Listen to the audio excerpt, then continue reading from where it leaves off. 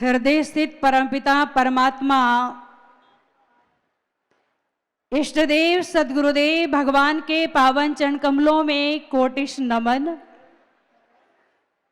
आध्यात्मिक मंच पर विराजमान पूजनीय श्री संतों के चरणों में नमन करते हुए यहां पर उपस्थित दूर दूर से आए हुए प्रभु प्रेमी पवित्र आत्माओं, भाई बंधुओं, मेरी प्यारी मातृशक्ति माताओं एवं बहनों, आज बड़ा ही परम सौभाग्य का विषय है। मां पावनी गंगा के तट पर आराध्य देव श्री गुरु महाराज जी के पावन चरण कमलों की छत्र छाया में बैठ करके 3 दिन से हम सभी लोग बैसाखी के पावन महोत्सव को मनाने के लिए और परम श्रद्धेय श्री आयास जी के पावन जन्मोत्सव को मनाने के लिए श्री गुरु महाराज जी के चरणों में एकत्रित हुए हैं। ये श्री गुरु महाराज जी का, श्री माता जी का हम सभी भक्तों के ऊपर विशेष कृपा है, विशेष दया है, जो ऐसे घोर कलयुग के अंदर भी जिस समय में चारों दिशाओं से त्राहिमाम त्राहिमाम की आवाज आ रही हो, ऐसी विकट परिस्थिति के अंदर भी हमें श्री गुरु महाराज जी के चरण कमलों का सानिध्य, उनकी संगति करने का अवसर, उनके चरणों के सानिध्य को प्राप्त करने का, उनके दर्शन करने का और उनके पवित्र वाणी को श्रवण करने का अवसर मिल रहा है। ये हम सभी भक्तों के ऊपर विशेष कृपा है। ये वैसाखी का जो पर्व है, ये उन भक्तों की, उन शिष्यों की याद दिलाता है जिन्होंने सद्गुरु भगवान के चरणों में अपने आप को समर्पित कर दिया, जिन्होंने संसार की बातों पर ध्यान नहीं दिया, जिन्होंने अपने संपूर्ण जीवन को सेवा करते हुए, भक्ति करते हुए, सत्संग करते हुए, दर्शन करते हुए श्री गुरु महाराज जी के चरणों में व्यतीत कर दिया। मुझे उस समय की बात याद आई। पंजाब के अंदर आनंदपुर साहिब नामक स्थान है और वो गुरुओं की भूमि रही। श्री गुरु गोविंद सिंह जी ने एक बार वहां पर ऐसे ही सत्संग की सभा रखी, जैसे यहां पर संगत बैठी हुई है, श्री गुरु महाराज जी के चरणों में सानिध्य में बैठी हुई है और गुरु महाराज जी के दर्शनों का, प्रवचनों का लाभ प्राप्त कर रहे हैं। ऐसे ही आनंदपुर साहिब की धरती में श्री गुरु महाराज जी ने अपने भक्तों को एकत्र किया, उनको बुलाया और गुरु महाराज जी के मन में ये भाव आया कि मैं जरा देखूं मेरा भक्त कौन सा सच्चा है, जो मेरे कार्य पर पूर्ण निकलेगा, मैं जो कहूंगा वो मेरी आज्ञा का पालन करेगा। गुरु महाराज जी मंच पर आते हैं, नंगी तलवार लेकर के आए और उन्होंने ऐलान किया, इस सभा के अंदर कोई ऐसा भक्त है जो अपना शीश कटा करके मेरे चरणों में अर्पित कर दे। सारी संगत के अंदर कानाफूसी होने लगी, कोई इधर उधर जो है भागने लगे, इधर उधर बातें करने लगे कि गुरु महाराज जी आशीष क्यों मांग रहे हैं। बहुत सारे लोग बैठे हुए थे, उसमें से एक भक्त खड़ा होता है और कहता है, गुरु महाराज जी मैं आपके चरणों में अपना संपूर्ण जीवन समर्पित करता हूं। गुरु महाराज जी एक तंबू के पीछे उस भक्त को ले जाते हैं और खट से आवाज आती है, लहू की धारा बहने लगती है। संगत के बीच में जब लहू की धारा आई तो उनके मन में ये भाव आया कि देखो, गुरु महाराज जी ने जिस भक्त का शीश मांगा, गुरु महाराज जी ने उसका शीश काट दिया होगा। उसके बाद गुरु महाराज जी अपनी खून से लथपथ तलवार को लेकर के मंच पर आते हैं और फिर कहते हैं, मुझे और एक शीश चाहिए। एक भक्त, भरी सभा में से, बहुत सारे संगत में से एक भक्त आता है और कहता है, गुरु महाराज जी मैं आपके समक्ष उपस्थित हूं। सेम वही कंडीशन होती है, वैसा ही होता है। लहू की धारा बहने लगती है। धीरे धीरे पंडाल खाली होने लग गया। लोग जाने लग गए कि यहाँ अपना शीश कौन काट करके देगा, कौन गुरु महाराज जी के पास जाएगा। धीरे धीरे करते हुए 5 लोग ही ऐसे आए जिन्होंने गुरु महाराज जी के चरणों में अपने आप को समर्पित किया। जब लास्ट बार गुरु महाराज जी आते हैं मंच पर और कहते हैं, और भी कोई भक्त है जो मुझे एक शीश की और जरूरत है, अगर कोई आ जाए तो। कोई भी नहीं आया, सब भागने लगे, पंडाल खाली हो गया। गुरु महाराज जी कहते, भागो मत, तुम वापस आ जाओ। देखो, मुझे तुम्हारे शीश की कोई जरूरत नहीं है, मैं तो केवल तुम्हारा समर्पण देखना चाहता था कि तुम्हारे अंदर सत्य के प्रति, सद्गुरु के प्रति कितनी निष्ठा है, कितनी भावना है, कितना समर्पण है। जैसे तंबू हटाया गया तो 5 प्यारे के नाम से उनको जाना गया। वो 5 ही भक्त ऐसे निकले और गुरु महाराज जी ने प्रसन्न होकर के उनको अमृत दान प्रदान किया, अमृत चखाया, अर्थात 4 पदार्थ का ज्ञान प्रदान किया, जिसके लिए कहते हैं, जे तू 4 पदार्थ पाणे, सेवा कर ले साधवां दी। जे तू 4 पदार्थ पाणे, सेवा कर ले साधवां दी। जे तू 4 पदार्थ पाणे, सेवा कर ले साधवां दी।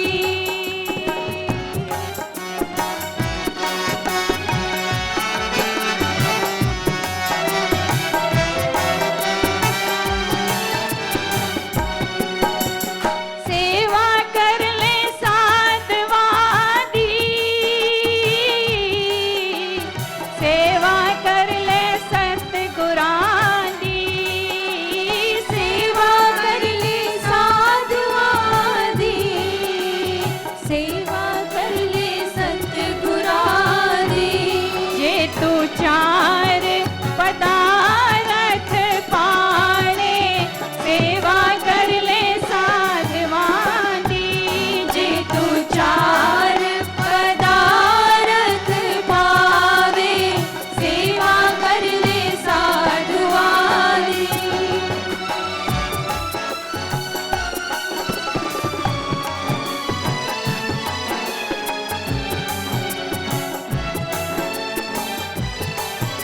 चार पदार्थ के बारे में 2 दिन से आप सभी लोगों ने, कितने लोग होंगे जिन्होंने उपदेश भी लिया होगा। जो ज्ञान गुरु गोविंद सिंह ने 5 प्यारों को दिया, उस समय तो 5 प्यारे ही निकले जिन्होंने अमृत का पान किया, उस ज्योति का दर्शन किया और आत्मज्ञान की प्राप्ति की। आज तो गुरु महाराज जी के यहाँ कितने प्यारे हैं, असंख्य प्यारे हैं, जो गुरु महाराज जी के चरणों में आए हुए हैं और उस अनमोल खजाने को प्राप्त करके अपने जीवन को सफल कर रहे हैं। किसी ने पूछा, गुरु महाराज जी के दर्शन करने से, गुरु महाराज जी के संग करने से क्या लाभ होता है? रामचरितमानस के अंदर उल्लेख आया, संत शिरोमणि तुलसीदास जी कहते हैं कि जैसे हम रास्ते में चलते हैं, बहुत धूप लगी हुई होती है, धूल जो है सबके पैरों तले रौंदती हुई जब उसको हवा का संग मिलता है तो वो आकाश में चढ़ जाती है। इसलिए कहा गगन चढ़ाई रज पवन प्रसंगा, गगन चढ़ाई रज पवन प्रसंगा, कीचहि मिलाई नीच जल संगा, कीचहि मिलाई नीच जल संगा। साधु असाधु सदन सुख सारी, साधु सदन सुख सारी, भजई राम देई गनि गारी, भजई राम देई गनि गारी।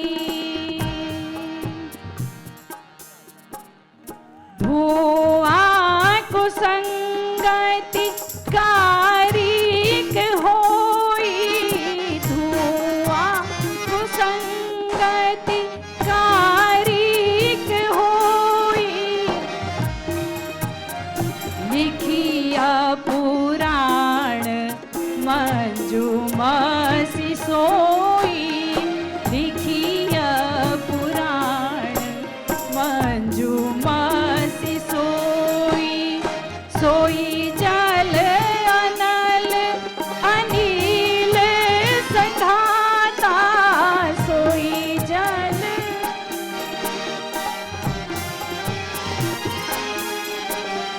होई जलद जग जीवन दाता, होई जलद जग जीवन दाता।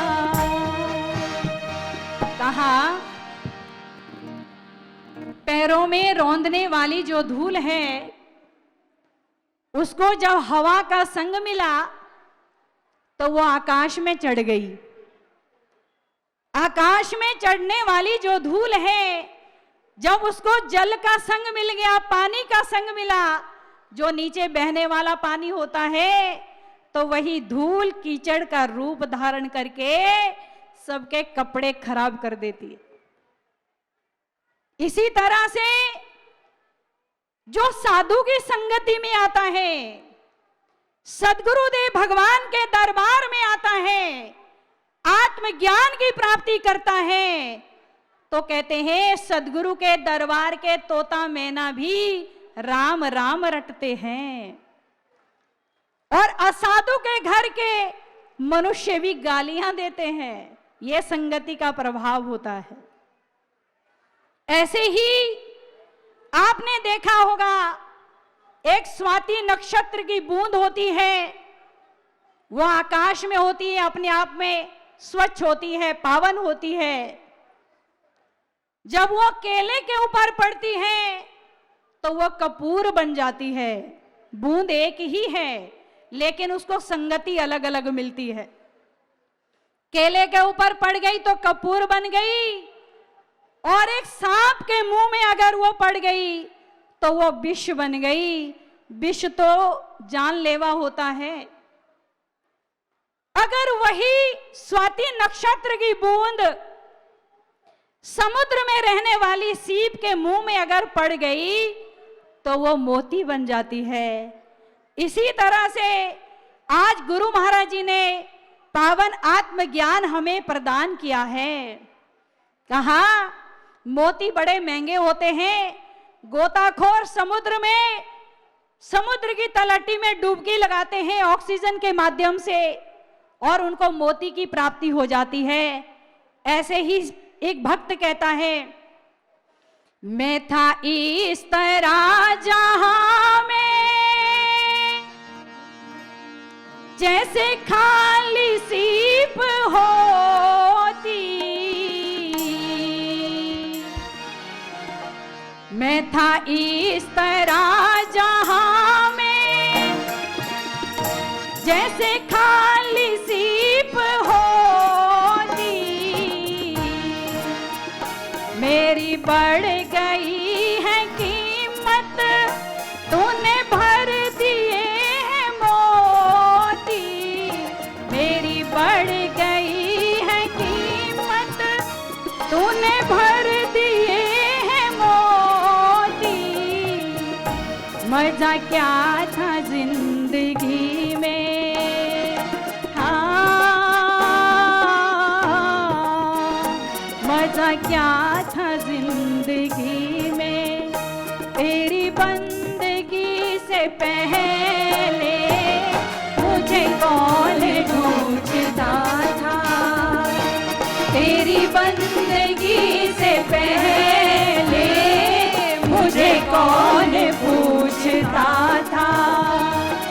तेरी बंदगी से पहले मैं तुम्हीं को ढूंढता था। इस जिंदगी से पहले मैं तुम्हीं को ढूंढता था। इस जिंदगी से पहले मुझे कौन पूछता था। तेरी बंदगी से पहले मुझे कौन पूछता था। इसलिए श्री गुरु महाराज जी के चरणों में अनंत प्रेम, अनंत खुशियां और अपने जीवन के कल्याण करने का हमें सौभाग्य प्राप्त हुआ है। इसलिए वैसाखी के शुभ उपलक्ष्य में महामहोत्सव में हम यहाँ एकत्र हुए हैं। वैसाखी का मतलब सहारा भी होता है। अगर हमें जीवन में गुरु महाराज जी के नाम का सहारा नहीं मिलता, गुरु महाराज जी के ज्ञान का सहारा नहीं मिलता, तो हम यहाँ आज बैठे हुए नहीं मिलते। ना जाने कौन सी दुनिया में क्या कर रहे होते। इसलिए एक भक्त कहता है, जे तू ना फड़दा मेरी बाहा, जे तू ना फड़दा मेरी बाहा, असा ता तुर जाना सी। सानू किधर न मिलदी था, असा ता तुर जाना सी। जे तू ना फड़दा मेरी बाहा, जे तू ना फड़दा मेरी बाहा, असा ता तुर जाना सी। सानू किधर न मिलदी था, असा ता तुर जाना सी। असा ता तुर जाना सी।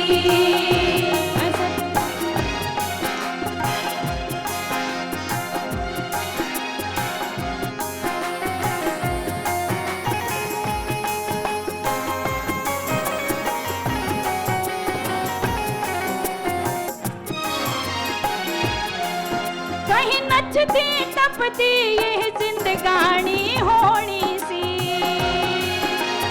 नचती टपती ये जिंदगानी होनी सी। कहीं नचती टपती ये जिंदगानी होनी सी। कहीं नचती टपती ये जिंदगानी होनी सी। इस जिंदड़ी दी कुछ होर कहानी होनी सी। इस जिंदड़ी दी कुछ और कहानी होनी सी। इस जिंदड़ी दी कुछ और कहानी होनी सी। इस जिंदड़ी दी कुछ और कहानी होनी सी। जे तू ना देंदा खुशियां, जे तू ना देना खुशियां, असा तुर जाना सी। सानू किधर न मिलदी था, असा ता तुर जाना सी। तुर जाना सी। जे तू ना देंदा खुशियां, जे तू ना देंदा खुशियां, असा ता तुर जाना सी।